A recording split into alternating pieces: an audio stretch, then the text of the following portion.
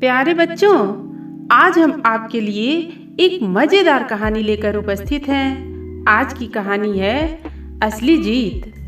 बच्चों, सिंहराज की गुफा के बाहर सुंदरबन के सभी जानवर इकट्ठे थे। उन्हें वन में होने वाले वार्षिक खेलों की घोषणा करनी थी। ये खेल प्रत्येक वर्ष सुंदरबन में कराए जाते थे। इन खेलों में अच्छे प्रदर्शन करने वाले को सुंदरबन की ओर से पुरस्कार भी दिया जाता था।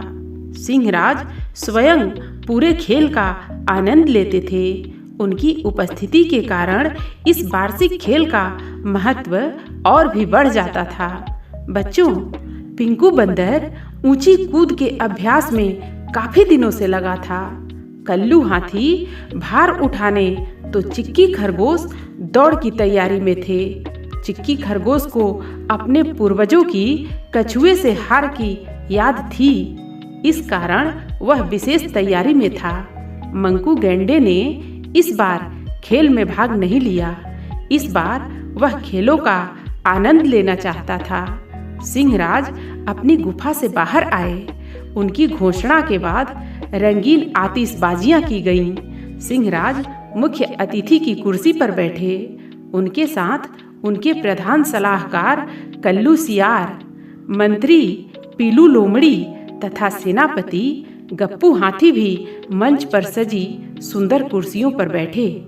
सबसे पहले भार उठाने की प्रतियोगिता रखी गई।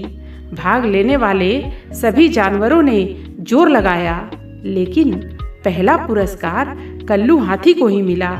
पिछले 4-5 वर्षों में वही पहला पुरस्कार प्राप्त करता रहा है। ऊंची कूद में पिंकू बंदर ने बाजी मारी। ऊंची कूद की तैयारी तो वह वार्षिक खेल प्रारंभ होने के काफी पहले से ही शुरू कर देता था, लेकिन हर बार अंतिम क्षणों में ही वह पिछड़ जाता था। इस बार उसने और कड़ी मेहनत की और पहला पुरस्कार प्राप्त ही कर लिया। अंत में वार्षिक खेलों का सबसे महत्वपूर्ण खेल लंबी दौड़ शुरू होने वाली थी। सभी भाग लेने वाले प्रतियोगी खड़े हो गए थे। इस दौड़ का महत्व इसलिए था कि ये मुख्य अतिथि के मंच के पास से प्रारंभ होकर सुंदरबन के चारों ओर होते हुए वापस मंच के पास ही समाप्त होती थी। चिक्की खरगोश ने अपने आप को इस प्रतियोगिता के प्रथम पुरस्कार के लिए तैयार कर लिया था। चिक्की खरगोश का मुख्य प्रतिद्वंदी सोना कछुआ भी दौड़ में हिस्सा ले रहा था। सिंहराज के 1, 2, 3 बोलते ही दौड़ प्रारंभ हो गई। शुरू में तो टिंकू हिरन काफी आगे निकल गया। चिक्की खरगोश उसके ठीक पीछे ही था। बाकी सभी जानवर उन दोनों से काफी पिछड़े हुए थे। सोना कछुआ भी अपनी पूरी ताकत लगाकर दौड़ जीतने के प्रयास में था। सुंदरबन की बाहरी सीमा प्रारंभ हो चुकी थी। इस क्षेत्र से होकर गुजरना काफी कठिन था। यहाँ घना वन व कटीली झाड़ियाँ थीं। टिंकू हिरन तथा चिक्की खरगोश आगे पीछे ही चल रहे थे। सबसे पहले उन दोनों ने घने वन को पार किया, फिर पीछे से बाकी जानवर भी धीरे धीरे निकल गए। सोना कछुआ बेचारा सबसे पीछे चल रहा था। उसे इस वन को पार करने में काफी कठिनाई हो रही थी। कटीली झाड़ियाँ बुरी तरह से चुभ रही थीं। एक जगह रुककर वह अपने शरीर में चुभे कांटे निकालने लगा। उसे सामने वाले पेड़ पर कुछ हलचल सी दिखी। उसके मन में उत्सुकता जगी, कौन हो सकता है, क्योंकि सारे जानवर तो वार्षिक खेलों का आनंद लेने गए हैं। वह छुपते छुपते उस पेड़ के निकट पहुंचा तो देखा कि बंदरों की पूरी फौज ही उस पेड़ पर छुपी है। वह उनकी बातें सुनने लगा। आज तो सुंदरबन के आम चुराने का अच्छा मौका है। सभी के सभी खेलों का आनंद लेने गए हैं। हम यहाँ आराम से उनके सारे आम चट कर जाएंगे, एक बंदर बोल रहा था। तो ये दूसरे वनों से हमारे आम चुराने आए हैं, इन्हें तो सबक सिखाना ही होगा। सोना कछुआ मन ही मन निर्णय कर चुका था। लंबी दौड़ को छोड़कर अब वह वानरी सेना के बारे में सोचने लगा। लेकिन अकेला इतने बंदरों से टक्कर लेना उसके बस के बाहर था। उसने मन ही मन एक योजना बनाई।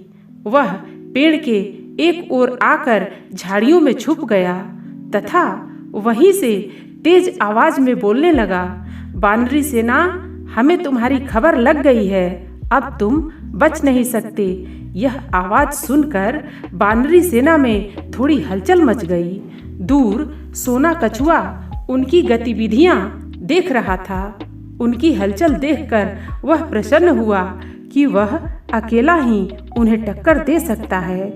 इससे पहले कि वानरी सेना कुछ करती, सोना कछुआ तेजी से पेड़ के दूसरी ओर पहुंच गया।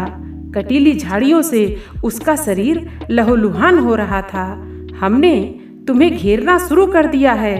थोड़ी ही देर में हमारे साथी आने वाले हैं, फिर तुम सभी पकड़े जाओगे। सोना कछुआ इस बार पेड़ के दूसरी ओर से बोला। वानरी सेना घबरा गई। उसके सरदार ने निर्णय लिया, अभी तो कुछ ही जानवरों ने हमें घेरा है। अगर वन के सभी जानवर यहाँ पहुँच गए तो हमारा निकलना कठिन हो जाएगा। वानरी सेना अपने सरदार की बात से सहमत थी। वे एक डाली से दूसरी डाली पर कूदते हुए वन से बाहर की ओर भागने लगे। सोना कछुआ वहां से पेड़ के दूसरी छोर पर आ गया। पकड़ो इन्हें, जाने न पाए। उसने जोर की आवाज लगाई। पेड़ के चारों ओर की आवाज को वानरी सेना ने कई जानवरों की आवाज समझ लिया था, जबकि वास्तव में वह सोना कछुआ ही था जो स्थान बदल बदल कर बोल रहा था। वानरी सेना तो बुरी तरह घबरा गई। कुछ ही पलों में वे वन से बाहर निकल गए। सोना कछुआ अपनी चाल से इतना प्रसन्न था कि उसे अपने घावों के दर्द का पता ही नहीं था। वह बुरी तरह से जख्मी हो गया था। दौड़ के सभी प्रतियोगी मंच तक पहुंच चुके थे। सोना कछुए की प्रतीक्षा हो रही थी।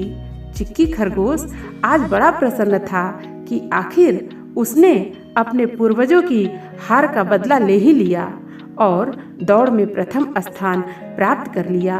धीरे धीरे चलते हुए दर्द से पीड़ित सोना कछुआ मंच तक आ ही पहुंचा। उसकी ऐसी बुरी हालत देखकर सभी के सभी परेशान हो गए। यह सब कैसे हुआ? सिंहराज को उसका दर्द देखा न गया। सिंहराज के पूछने पर सोना कछुआ ने कराहते हुए उन्हें सारी बात बताई। सिंहराज ने उसे गले से लगा लिया तथा तुरंत उसकी चिकित्सा का प्रबंध कराया। मंच पर प्रथम पुरस्कार के लिए चिक्की खरगोश का नाम पुकारा गया। सिंहराज ने पुरस्कार लेकर उनसे कहा, इस पुरस्कार का असली हकदार तो मेरा साथी सोना कछुआ है, जिसने वन की रक्षा के लिए इतनी बड़ी वानरी सेना से टक्कर लेने में अपने जान की थोड़ी भी चिंता न की और उसने वह पुरस्कार सोना कछुए को देने की सिंहराज से विनती की।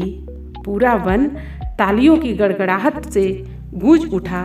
बच्चों, कहानी आपको कैसी लगी? आप अपने कमेंट्स के द्वारा हमें अवश्य बताएं।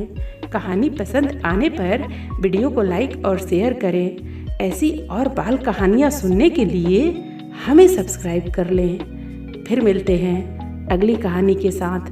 धन्यवाद।